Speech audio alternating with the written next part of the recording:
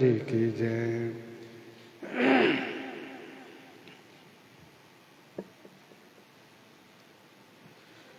गोस्वामी जी महाराज पूर्व प्रसंग में वर्णन किए, संत का चित्त सरल है और वे जगत हितकारी हैं। उनके स्वभाव को जान करके, स्नेह को जान करके मैं उनसे विनती करता हूँ। मुझ बालक की विनती सुन करके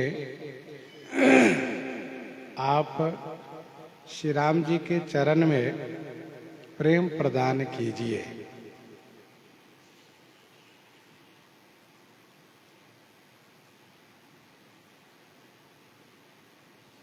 इसके बाद गोस्वामी जी महाराज खल समूहों की वंदना किए सच्चे भाव से। वैसे खलों को लोग वंदन प्रणाम नहीं करते हैं, और यदि कोई प्रणाम करते हो तो उसका दो मतलब होता है। एक तो भय से प्रणाम करते हैं और दूसरा चिढ़ाने के लिए प्रणाम करते हैं। तो गोस्वामी जी संत हैं, तो गोस्वामी जी महाराज डरते हो सो बात तो है नहीं, डरने वाली कोई बात नहीं है, और चिढ़ाने वाली भी कोई बात नहीं है। संत किसी को चिढ़ाते नहीं। गोस्वामी जी ने कहा मैं सच्चे भाव से प्रणाम करता हूं।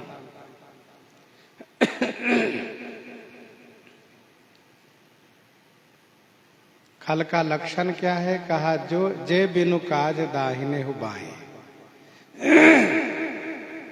परहित हानि लाभ जिन केरे, उजरे हरस विषाद बसेरे। ये उनकी प्रकृति है, यह उनका स्वभाव है, जो बिना प्रयोजन के दाहिना बायां करना, दूसरे की हानि पर अपने आप को परम लाभ मानना, दूसरे के नुकसान पर अपने आप को परम लाभ मानना, और कोई यदि लाभान्वित हो रहा हो, कोई यदि बस रहा हो तो दुखी हो जाना। श्री हरि और हर के जस जो है चंद्रमा है, उसमें ग्रहण लगने के लिए वह खल राहु है, राहु के समान है। दूसरों को आकाज पहुंचाने के लिए, नुकसान करने के लिए योद्धाओं में, वीरों में सहस्रा बाहु के समान है।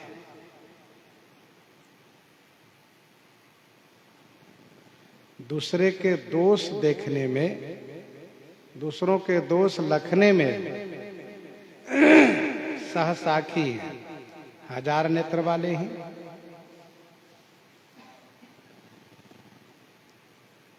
दूसरों के हित में हानि पहुंचाने के लिए उसका मन माखी है। परहित घृत जिनके मन माखी।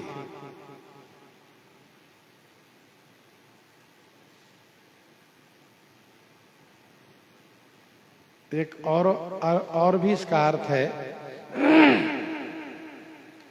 परहित क्या है? घृत है।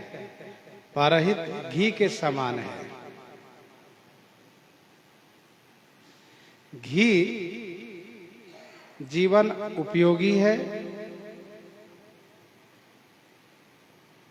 और श्रुति कहती है कि घृतमायु, घी से आयु की वृद्धि होती है।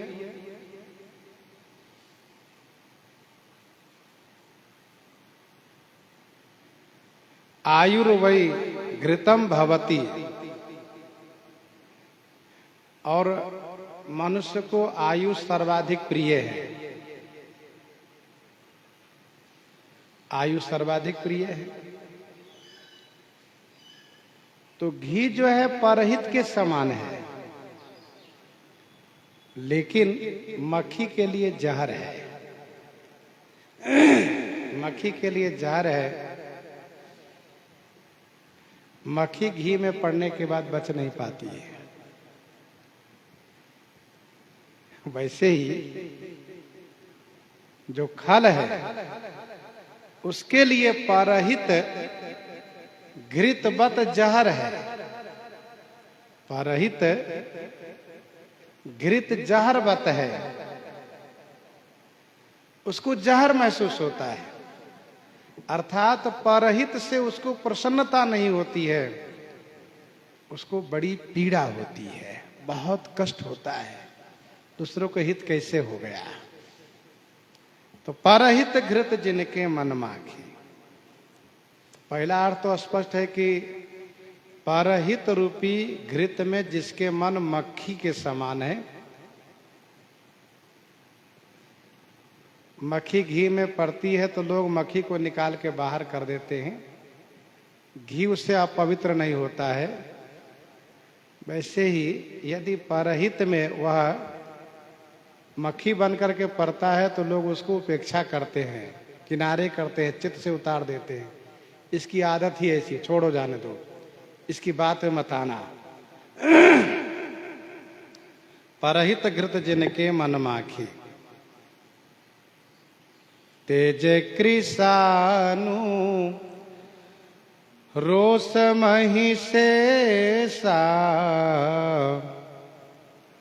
अघ अवगुण धन धनी धनेसा, तेज कृषानु।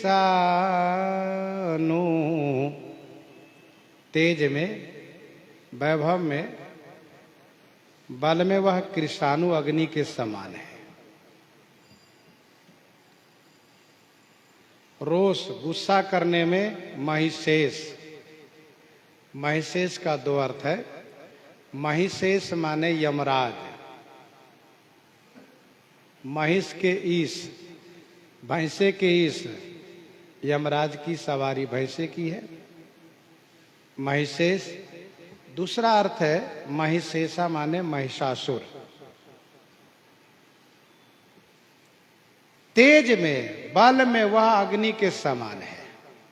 कौन? खल। बड़ा तेजवान है।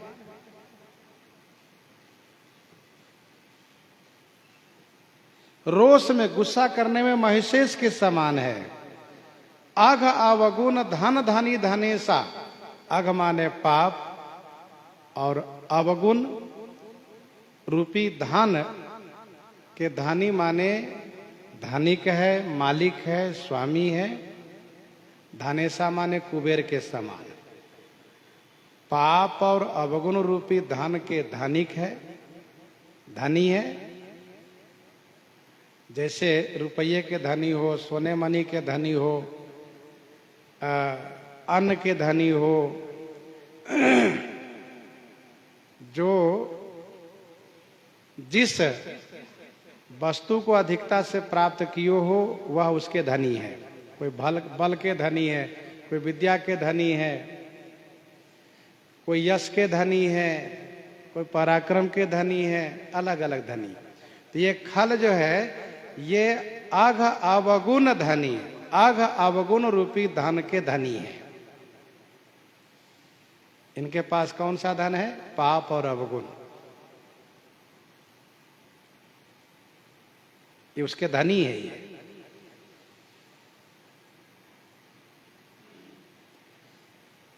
कितना बड़ा धनी है? का धनेसा कुबेर के समान, छोटा मोटा नहीं, कुबेर के जैसा धनवान है यह।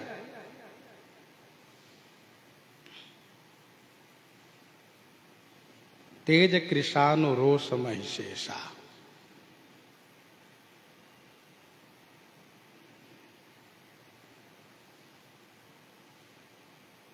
यमराज इसलिए कहा गया क्योंकि यमराज भी बहुत रोष करता है। पापी जीवों पर बहुत रोष करता है। वैसे यमराज के बहुत से नाम हैं, धर्मराज भी नाम उन्हीं का है और यमराज भी नाम उन्हीं का है। पुण्यात्मा के लिए धर्मराज हैं, बड़े सौम्य और शांत प्रसन्न दिखते हैं, लेकिन पापियों के लिए यमराज है।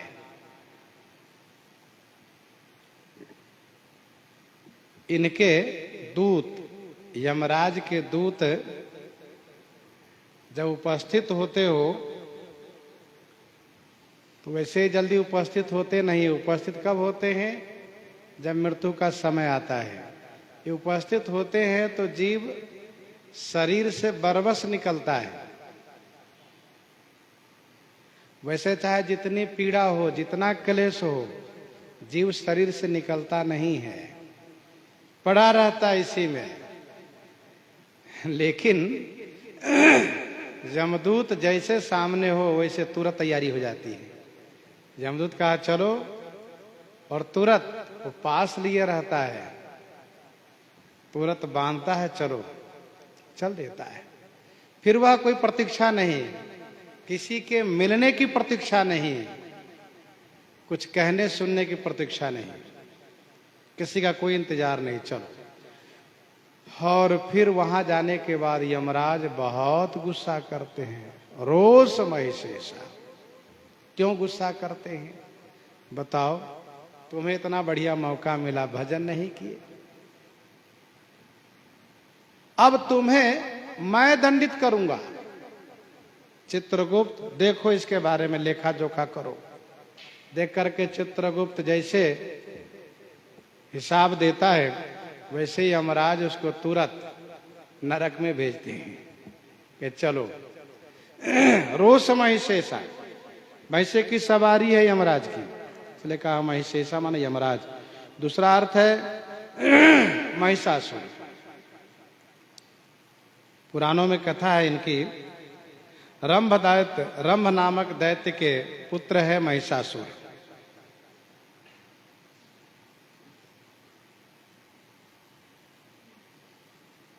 रंभ नामक दैत्य का पुत्र है महिषासुर। वैसे पुराणों में कहीं कहीं कहा जाता है कि हिरण्यकश्यप के पौत्र है यह।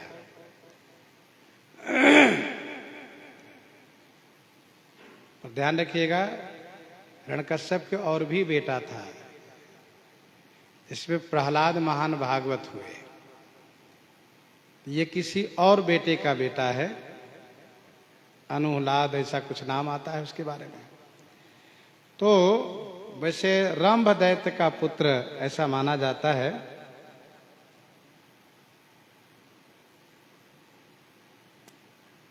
इसकी माता महिषी थी, महिषासुर की माता महिषी थी।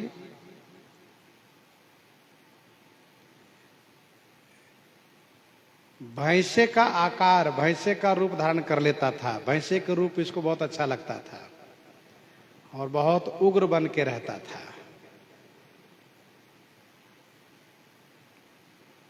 भैंसे की सवारी भी करता था,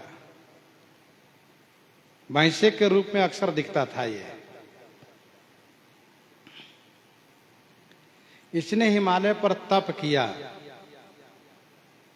ब्रह्मा जी वरदान देने आए तो वरदान में इसने यह मांगा कि स्त्री को छोड़ करके किसी के हाथ से मेरी मृत्यु न हो। महिषासुर की दृष्टि में सबसे कमजोर, सबसे बलहीन स्त्री ही है, इसलिए उसने स्त्री को छोड़ करके बाकी सबसे अबध्य होने का वर मांगा। ब्रह्मा जी ने तथास्तु किया। वरदान पाकर के महान दुष्टता का परिचय देना शुरू किया।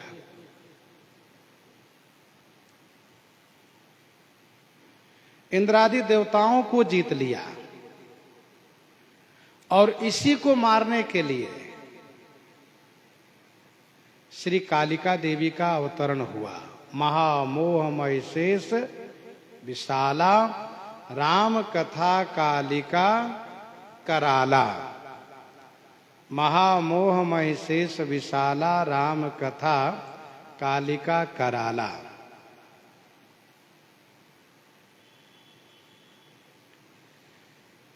तो इसने इंद्रादि देवताओं पर बहुत रोष किया, भैंसे के रूप में बहुत क्रोध करता था।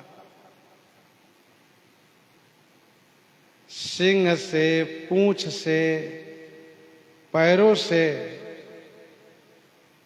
बहुत दुष्टता का परिचय दिया। पृथ्वी को कांपायमान कर देता था यह रोष करके।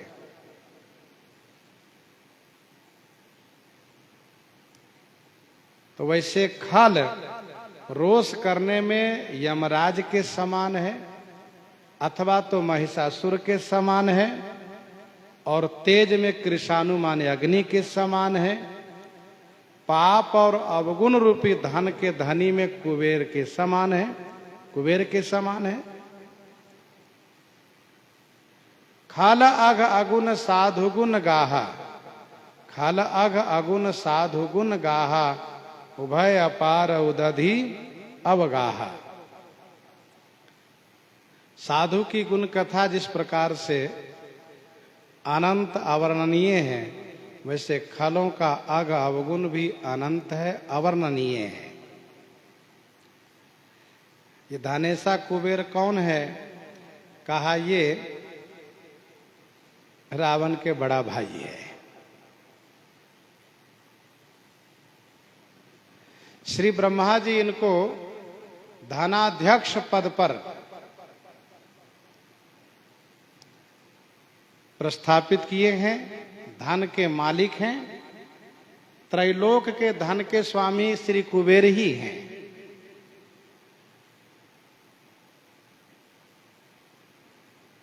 भगवान शिव इन्हीं से मित्रता रखते हैं, भगवान शिव के मित्र हैं।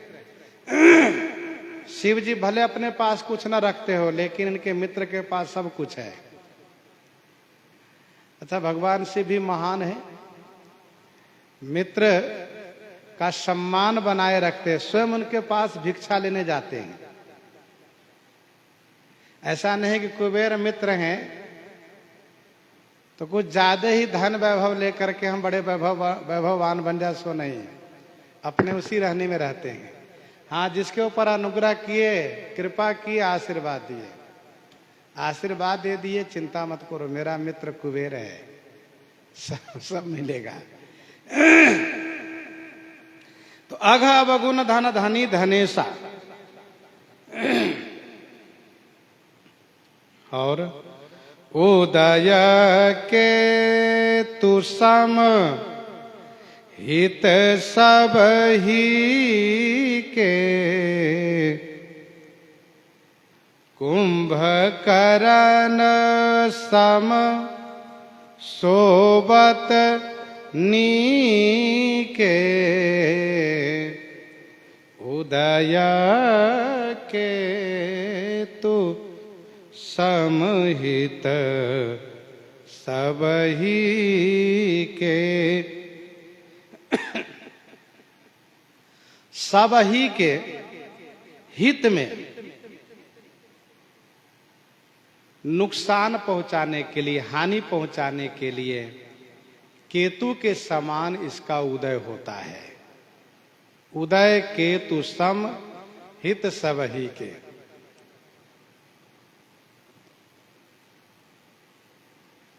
सभी के हित में हानि पहुंचाने के लिए केतु के समान खलों का उदय होता है, अर्थात खल का उत्कर्ष होता है, खल की वृद्धि होती है।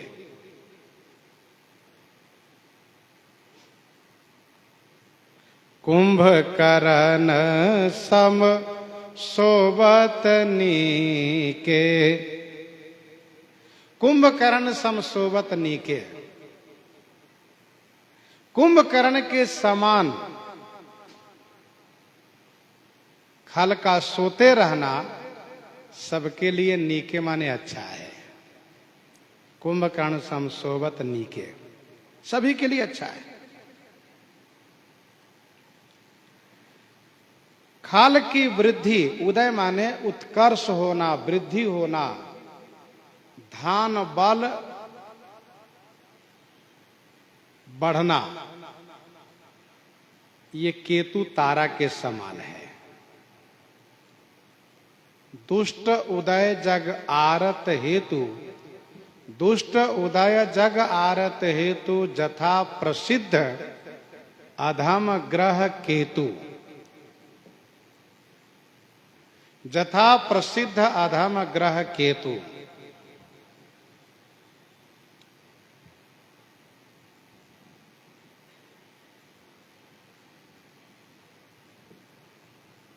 केतु राहु का धर भाग है। यह जब उदित होता है तो झाड़ू के आकार में दिखता है, पूंछ जैसे दिखता है, इसलिए इसको पूंछल तारा भी कहते हैं। झाड़ू आकार में यह उदित होता है और जहां भी यह उदित होता है उस राष्ट्र में 15 दिन के भीतर बहुत बड़ा नुकसान होता है। बहुत बड़े नुकसान का यह पहचान है। तो उदय केतु समहित सब ही के, जब भी जहां भी इसका उदय होता है बहुत बड़ा नुकसान होता है। या तो राष्ट्राध्यक्ष की मृत्यु होगी अचानक, अथवा तो राष्ट्र में प्रजा के ऊपर बड़ी विपत्ति आएगी। इसीलिए केतु तारा का उदय होना कोई नहीं चाहता है। यह जब दुर्भाग्य उदय होता है तभी केतु उदय होता है। उदय केतु समहित सब ही के, तो सभी के हित में हानि पहुंचाने के लिए दुष्टों का उदय केतु तारा के समान है। कुंभकर्ण समसोबत नीके, कुंभकर्ण के समान उसका सोते रहना ही अच्छा है। कुंभकर्ण समसोबत नीके, क्योंकि यदि वह जगा रहेगा तो सबको नुकसान पहुंचाएगा। कुंभकर्ण तपस्या करके वरदान मांगना चाहा कि 6 महीने के बाद एक दिन मैं सो लूं। क्यों ऐसा वरदान चाहा? क्योंकि उसको भूख बहुत लगती थी, उसको भूख खाना बहुत प्रिय था। सोचा 6 महीने खाता रहूंगा, एक दिन सो लूंगा।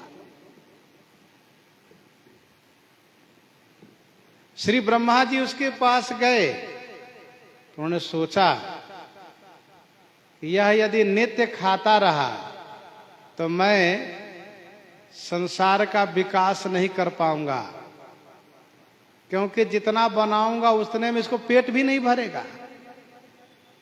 जो यही खल नित्य करब आहारू, वो यही सब उजारी संसार।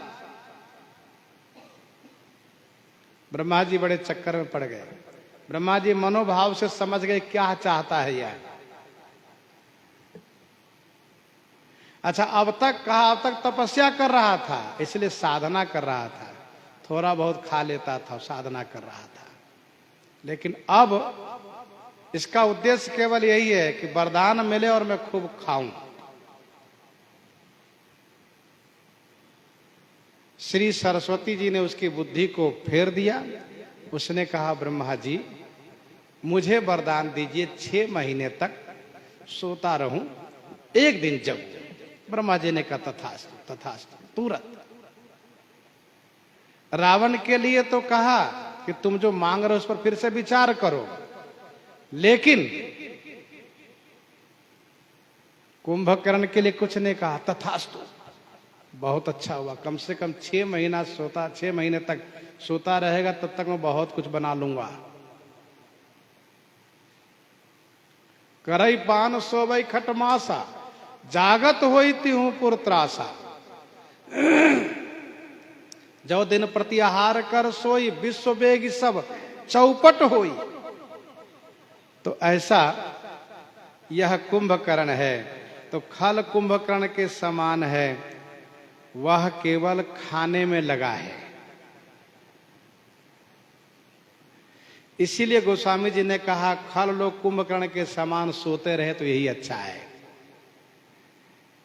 केतु के समान इसका उदय न हो, इसी में अच्छा है। क्या खल बुरा मान रहे होंगे? गोस्वामी जी ने कहा देखो भाई, आपका जो स्वभाव है हम वो कह रहे हैं। मैंने हृदय से आपको प्रणाम किया। सती भाई बहुरी बंदी खलगन सती भाई। और आप सब कोई सामान्य नहीं है, बड़े बड़े हैं आप। अभी मैं आप लोगों के बारे में कहता हूं कितने बड़े हैं आप, लेकिन आपके जो स्वभाव है, आपका जो पहचान है, वही कहेंगे ना हम। अब कोई डाकू है तो उसके बारे में कोई साधुता तो वर्णन नहीं किया जाएगा कि परम साधु हैं, परम दयावान है, परम दयालु हैं, परम सुशील हैं, परम उपकारी है, ऐसा तो नहीं कह सकते ना उसको। जो है वह कहना है। तो गोस्वामी जी ने कहा कि उदय केतु समहित सब ही के, कुंभकर्ण सम सोवत नीके। और पर अकाज लगी तन परिहरहि,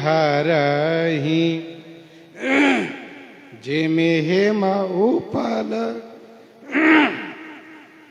कृषे दलि गरहि। पर अकाज लगी तनु परिहरहि। पर अकाज लगी, दूसरों के अकाज पहुंचाने के लिए तन परिहरहि, अपने शरीर को परिहरहि माने छोड़ देते हैं। ये दूसरों के अकाज पहुंचाने के लिए शरीर को छोड़ देते हैं। जिमि हिम उपल कृषि दलि गरहि। जिमि माने जैसे, हिम उपल, हिम उपल माने बर्फ का पत्थर, कृषि माने खेती को, दली माने नष्ट करके स्वयं गल जाता है। यह है खल लोग, दूसरों के हानि पहुंचाने के लिए अपना शरीर छोड़ देते हैं। अपनी नाक कटे तो कटे, पर दूसरों की हानि अवश्य हो। एक खल ने देखा बाराती जा रही है, विवाह के लिए लड़का जा रहा है, अब इसको अशगुन में कैसे पहुंचाऊं, तो तुरंत अपनी नाक काट के सामने खड़ा हो गया है। क्योंकि नाकहीन व्यक्ति अशुभ है, नाक कान कटने के बाद अशुभ है वह। तो पर अकाज लगी तनु परिहरहि, दूसरों के हानि पहुंचाने के लिए अपना शरीर छोड़ देता है। कैसे? कहा जैसे मारीच। संत दूसरों के हित के लिए अपना शरीर छोड़ते हैं, तो असंत जो खल है वह दूसरों के हानि पहुंचाने के लिए शरीर को छोड़ता है। दुआवली 341 में गोस्वामी जी ने लिखा, सुकृतन सुकृति परिहरहि, सुकृतन सुकृति परिहरहि, कपटन कपटी नीच, मरत सिखावन देई चले, गिद्धराज मारीच, गिद्धराज मारीच।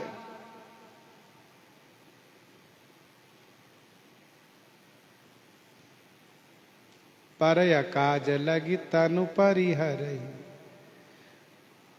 उसका मानना है कि हम मरकर भी यदि हानि पहुंचा लिए तो हमारा जीवन और मरण दोनों सार्थक हुआ। गोस्वामी जी ने कहा जिमि हिम उपल, जैसे हिम उपल बर्फ का पत्थर, जैसे ओलावृष्टि होती है, उससे क्या होता है? खेती का नुकसान होता है, खेती समाप्त हो जाती है। अच्छा, अपने बने रहे सो भी नहीं, वह खुद गल जाता है। जिमिहिम उपल कृषि दलि गरही, तो पर संपदा विनाशी न साही, जिमि शशि हति हिम उपल बिलाही।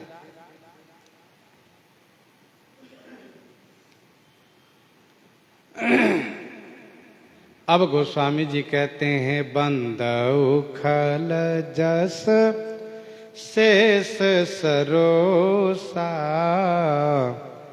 सहस बदन पर नये पर दोसा, बंदौ खल जस शेष सरोसा।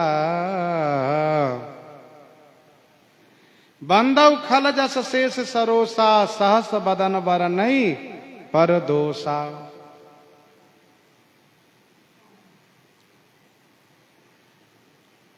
जस शेष, जैसे शेष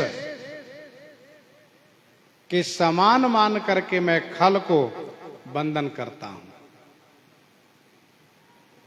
सरोसा सहस बदन पर दोसा बरनई, शेष जस मानी खल बंदो, अर्थात शेष के जैसा मान करके खल को मैं बंधन करता हूं, प्रणाम करता हूं। जो सरोसा माने रोषयुक्त हो करके हजारों मुख से पर दोष को वर्णन करता है।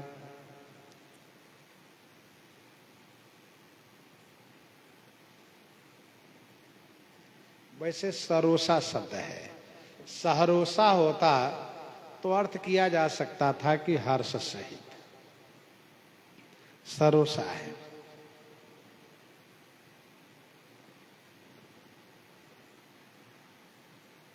कुछ लोगों ने कहा कि सहरोसा, ऐसा समझो जैसे सर्वस देव आज सहरोसा,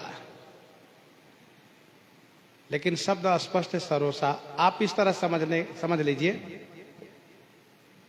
कि गोस्वामी जी कहते हैं कि मैं खल को शेष के जैसा मान करके बंधन करता हूं। शेष नागराज है और ये खल खलराज है। शेष प्रसन्नता के साथ भगवान का गुण वर्णन करते हैं और ये खल रोष के साथ दूसरे का दोष वर्णन करते हैं। तो इसलिए कुछ टीकाकारों ने यह कहना चाहा कि सहरोसा शेष के पक्ष में है और सरोसा खल के पक्ष में है। शेष प्रसन्न होकर के भगवान का गुणानुवाद करते हैं और खल रोष पूर्वक दूसरों का दोषानुवाद करते हैं, दोष कथन करते हैं। शेष जी कश्यप कद्रु के पुत्र हैं। कश्यप कद्रु के पुत्र हैं। कद्रु ने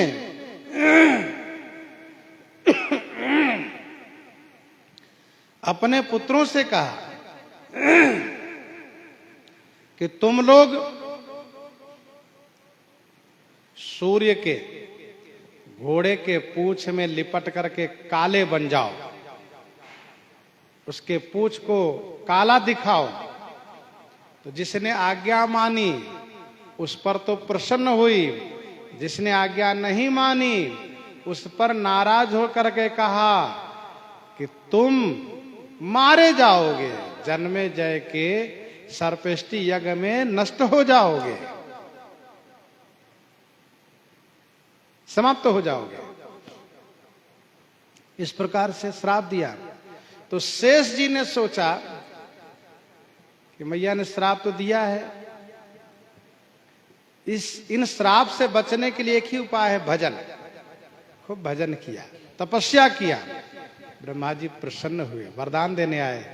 तो शेष जी ने कहा कृपा करके यह वरदान दीजिए कि मेरी बुद्धि धर्म में स्थिर रहे। ब्रह्मा जी ने कहा तथास्तु, ऐसे ही होगा। और सुनिए, आप पृथ्वी के नीचे जाइए और पृथ्वी को धारण कीजिए स्थिरता पूर्वक। पृथ्वी को अचल बनाए रखिए, स्थिर बनाए रखिए। क्योंकि ब्रह्मा जी बड़े परेशान हो जाया करते थे, बराबर भूकंप आ जाया करे, बराबर पृथ्वी डोल जाया करें। तो शेष जी से कहा कि आप पृथ्वी को इस तरह से स्थिर बनाइए कि जिससे कि वह हिले ना।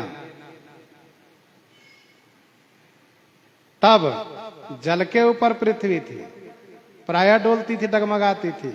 शेष जी ने धारण किया, तब से पृथ्वी स्थिर हो गई। और फिर शेष जी के इस परोपकार को देख करके भगवान बड़े प्रसन्न हो गए।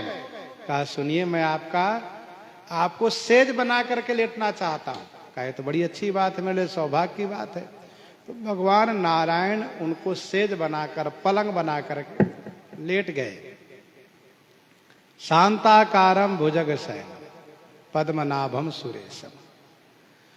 तो भुजग शयनम, और इतना ही नहीं, शेष जी हजारों मुख से भगवान के गुणानुवाद करते रहते हैं, गुण गाते रहते हैं बड़ी प्रसन्नता के साथ। और एक संत जी तो ऐसा कह रहे थे कि शेष जी गुणानुवाद तो करते ही हैं लेकिन नाम बहुत जपते हैं।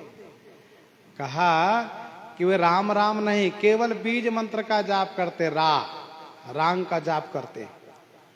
ऐसा क्यों? राम राम करने डाढ़ हिलेगा, पृथ्वी हिलेगी, इसलिए बहुत सावधानी से केवल बीज मंत्र का रा शब्द का जाप करते हैं।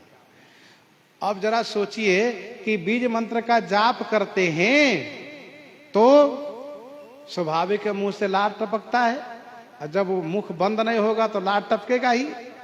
मुख बंद नहीं होगा, बोलता रहे तो लार टपकेगा। जो लार टपकता है नाम के प्रभाव से वह अमृत हो गया है, अमृत हो गया है वह। और शेष जी महान वक्ता हैं, शारद शेष महेश विधि आगम निगम पुराण, इनमें शेष जी का भी नाम है शारद शेष। ऐसे श्री शेष जी गोस्वामी जी कहते हैं, मैं शेष के जैसा मान करके खलराज को वंदन करता हूं। महाराज बुरा मत मानिएगा, आप शेष राज के समान हैं। अच्छी बात है, हम शेष के समान हैं। कहा शेष प्रसन्न होकर के भगवान का गुण गाते हैं और आप गुस्सा करके रोष पूर्वक भगवान के भी औरों के भी दोष कथन करते हैं। भगवान की बुराई करते हैं, ये औरों के बुराई, सबके बुराई करते हैं। सास बदन पर नहीं पर दोषा।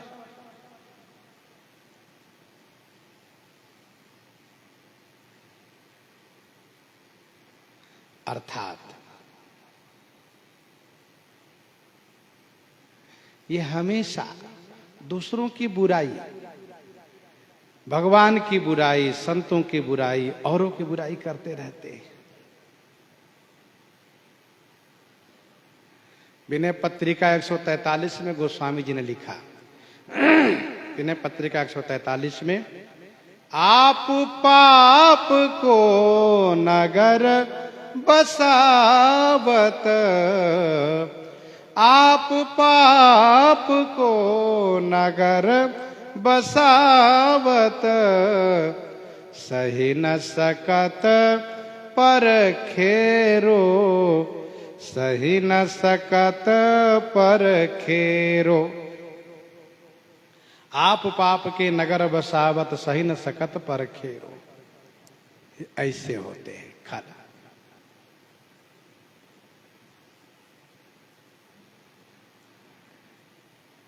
शेष भी गुस्सा करते हैं। कब? कहा जब प्रलय का समय आता है तब।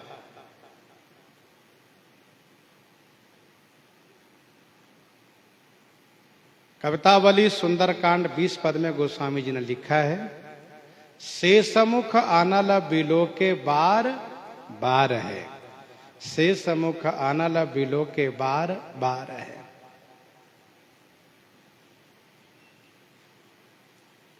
सहस बदन बर नहीं पर दोषा। और पुनि प्रणवो पृथुराज समाना।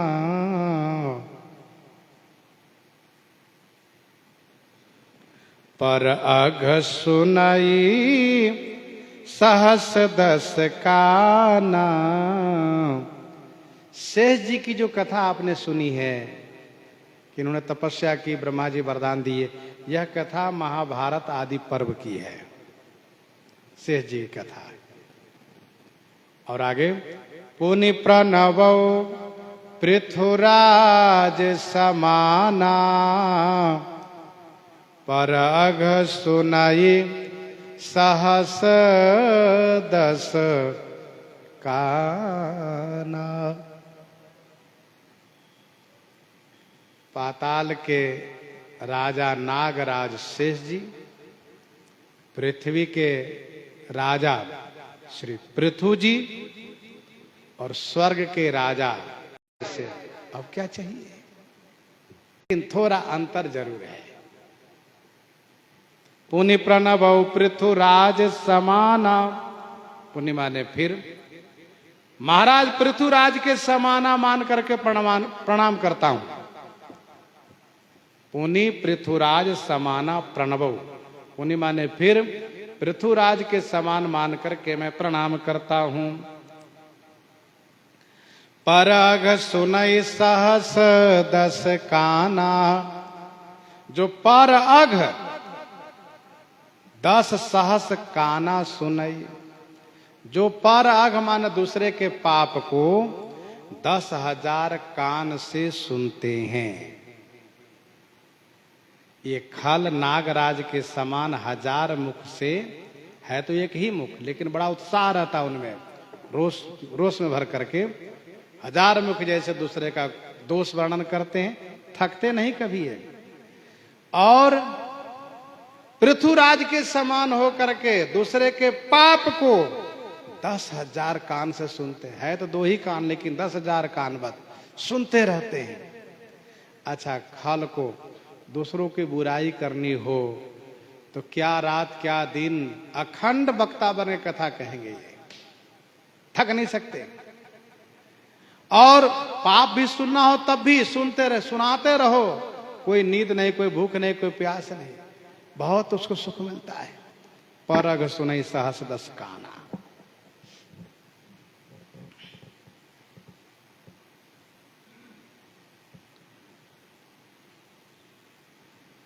भागवत जी में इनकी कथा वर्णित है। महाराज अंग के पुत्र वेन महापापी, महादुष्ट, जैसे अंग धर्मात्मा थे वैसे महान दुष्ट था। अंग इसकी दुष्टता से परेशान होकर के राज छोड़ करके चले गए। मंत्रियों ने उनको राजा बनाया। राजा बनते और उग्र हो गया, यज्ञ आदि सब बंद करा दिया, कथा प्रवचन सब बंद करा दिया। कहा है सब दंभ है, सब ढोंग है, बंद करो सब, मेरी पूजा करो, मैं ही हूं भगवान। ऋषियों ने समझाने का प्रयास किया, नहीं माना, ऋषियों का अपमान किया। ऋषियों ने हुंकार से इसको मार डाला। अब ऋषि से विरोध करके कब तक रहेगा? ऋषियों के हुंकार करते ही मर गया। यह मर गया तो राज्य में अराजकता न हो, इसके लिए ऋषियों ने इसके जंघे को मंथन किया तो निषाद की उत्पत्ति हुई। फिर इनकी भुजा को मंथन किया तो दाहिनी भुजा से पृथु और बाईं भुजा से अर्ची देवी, साक्षात लक्ष्मी नारायण भगवान का अवतरण हुआ। अर्ची श्री लक्ष्मी जी है, पृथु भगवान नारायण है।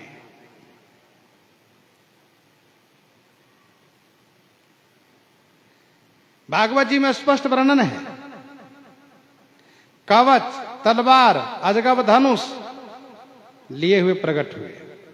इन्होंने कहा ऋषियों से कि धर्म अर्थ को समझने की मेरे पास विद्या प्राप्त है, आप कृपा करके बताइए कि मैं क्या करूं। तब ऋषियों ने कहा, आप राज्य का संचालन करें, धर्म पूर्वक प्रजा का पालन करें। तब पृथु ने कहा कि मुझे कैसे क्या करना चाहिए। तब ऋषियों ने उन बंदी जनों से, भाट से, सूत से, मागध से कहा, आप इनके बारे में बताइए। तो भाट, मागध, सूत ने गुणगान किया है। राजा पृथु ने राज्य के संचालन करने के लिए अपने आप को ऋषियों के हवाले किया कि आप जैसे कहेंगे वैसे करेंगे। तो बंदी, मागध, सूत इन सब ने सुना दिया। फिर देवताओं ने इनका अभिषेक किया है। महाराज पृथु ने इस प्रकार से राज्य का संचालन किया है, इस प्रकार से धर्म पूर्वक प्रजा का पालन किया है कि जो पृथ्वी मेदिनी के नाम से जानी जाती थी, अब वह पृथ्वी के नाम से प्रसिद्ध हो गई। जैसे महाराज भरत के कारण भारत नाम पड़ा, वैसे पृथु महाराज के कारण पृथ्वी नाम पड़ा इस मेदिनी का। इनके राज्य में बुढ़ापा, दुष्काल, आदि व्याधि, इन सब का अभाव था। बैरन कर काहू सन कोई, इस प्रकार से व्यवस्था बन गई थी। सब धर्म पारायण थे। महाराज पृथु ने सहस्र प्रकार से सहस्र प्रकार से धान्य का दोहन किया।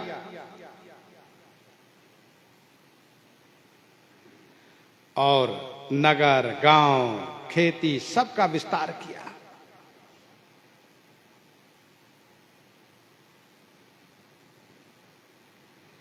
महाराज पृथु ही नगर बनाए, गांव बनाए, पुर बनाए, खेती का विस्तार किए।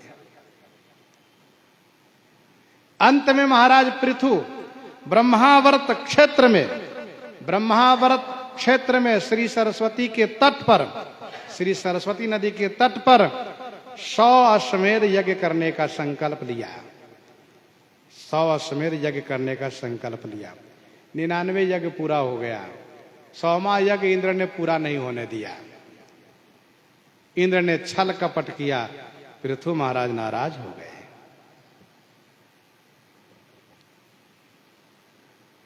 बहुत गुस्सा किए और इंद्र को समाप्त करने के लिए सुरवा उठा लिए। आज इंद्र को यज्ञ कुंड में आहुति कर दूंगा।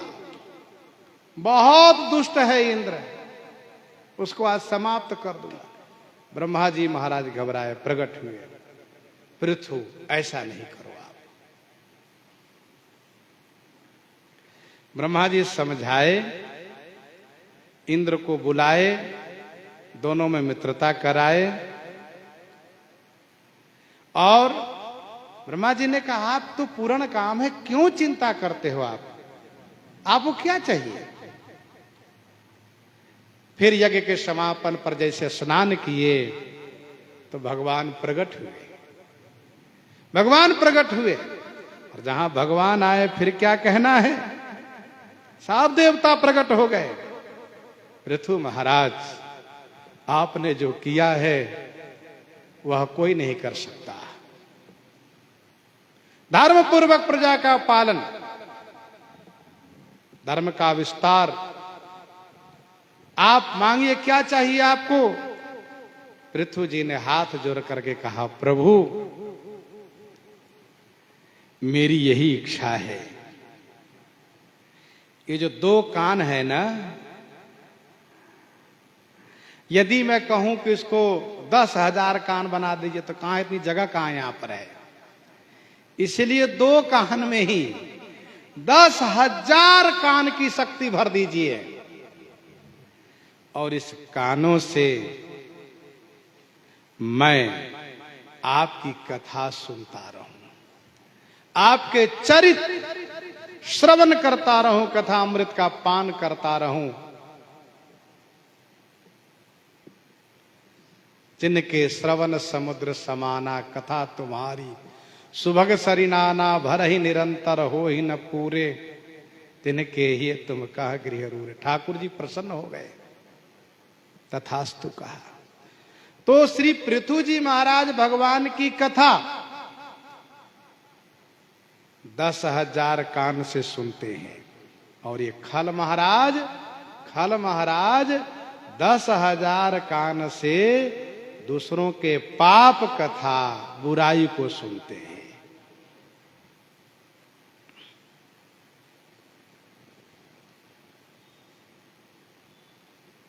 और बहुरी शक्र सम बिनबऊ ते ही, संतत सुरा नीकहित जेहि। बहुरी शक्र सम बिनबऊ तेहि, संतत सुरा नीकहित जेहि।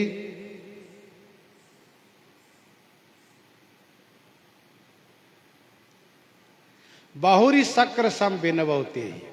बहुरी माने फिर, शक्र सम, शक्र माने इंद्र के समान मान करके, ते ही बिनबऊ माने उस खल को विनती करता हूं, प्रणाम करता हूं। जेहि संतत सुरानीक हित, जेहि जिसे, संतत माने हमेशा, सुरानीक, सुरानीक माने खल के पक्ष में अर्थ होगा कि सुरा माने मदिरा, बढ़िया से बढ़िया जो मदिरा हो वह उसके लिए नीक है, अच्छा है। और इंद्र के पक्ष में अर्थ होगा सुर अनीक, सुर अनीक, अनीक माने सेना समूह, देवताओं की सेना हितकारी है इंद्र को। वैसे इंद्र सोमरस का पान करते हैं, लेकिन यहां सुरा से मदिरा का अर्थ ले सकते हैं। तो खल को मदिरा प्रिय है और इंद्र को सुर अनीक माने देव सेना प्रिय है, ऐसा समझना चाहिए। बहुरी शक्र सम बिनबऊ तेहि, बहुरी माने फिर, मैं शक्र के समान मान करके उसकी भी, उनके चरणों में वंदन प्रणाम करता हूं, उनसे विनती करता हूं, जिनको बहुत तेज तर्रार मदिरा प्रिय है, नशा में उन्मत्त रहने के लिए, धूत रहने के लिए। इंद्र को देव सेना प्रिय है। गोस्वामी जी ने कहा ये पाताल के राजा, स्वर्ग के राजा, भूलोक के राजा के समान है। और कैसे हैं? कहा बचन वज्र जेहि सदा पियारा, सहस नयन पर दोष निहारा, सहस नयन पर दोष निहारा, बचन वज्र जेहि सदा पियारा। बचन वज्र जेहि सदा पियारा, जेहि जिसे बचन रूपी वज्र सदा माने हमेशा प्रिय है। सहस नयन पर दोष निहारा, सहस नयन माने हजारों नेत्रों से, पर दोष निहारा, पराये दोष को निहारा माने देखा करता है। यह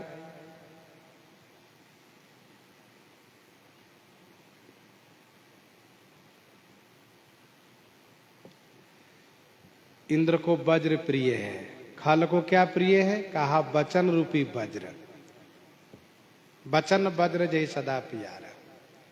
ये खल कभी मीठा मधुर बोलते ही नहीं, जब बोलते हैं तो लगता है कि वज्रपात हो रहा हो, वज्रपात हो रहा हो। कुछ ऐसे लोग होते हैं, यदि वे किसी से रास्ता पूछे तब भी रास्ता बताने वाले नाराज हो जाते हैं। बताओ, रास्ता इसे पूछा जाता है? तो वचन बजते सदा प्यारा, मधुर बोलना वे जानते नहीं। वचन रूपी वज्र जिन्हें सदा हमेशा प्रिय हैं। सहस नयन परदोष निहारा, हजारों नेत्रों से जो परदोष को निहारा करते हैं, देखा करते हैं।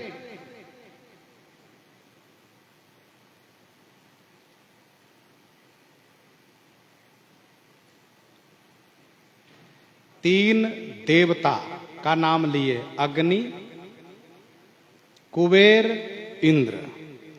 तीन असुर का नाम लिए, राहु, केतु, कुंभकर्ण। तीन राजा का भी नाम लिए,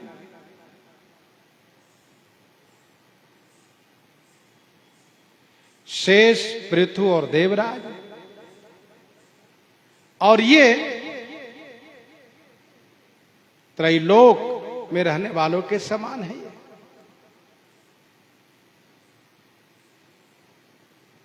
बचन वज्र जहि सदा प्यारा, सहस नयन पर दोष निहारा। ऊपर की चौपाई में गोस्वामी जी ने लिखा, जे पर दोष लखहि सहसाखी। ऊपर कहा लखहि, यहां कहा निहारा। कहने का भाव यह है कि लखने में कुछ छूट भी सकता है, लेकिन निहारने में कुछ नहीं छूटेगा। लखने में कुछ दोष छूट भी जाए, परंतु निहारने में कोई दोष नहीं छूटता। सहस नयन पर दोष निहारा, बड़ी पैनी निगाह से, बड़ी बारीकी से देखा करते हैं, क्या दोष है, क्या कमी है, कहां क्या बुराई है।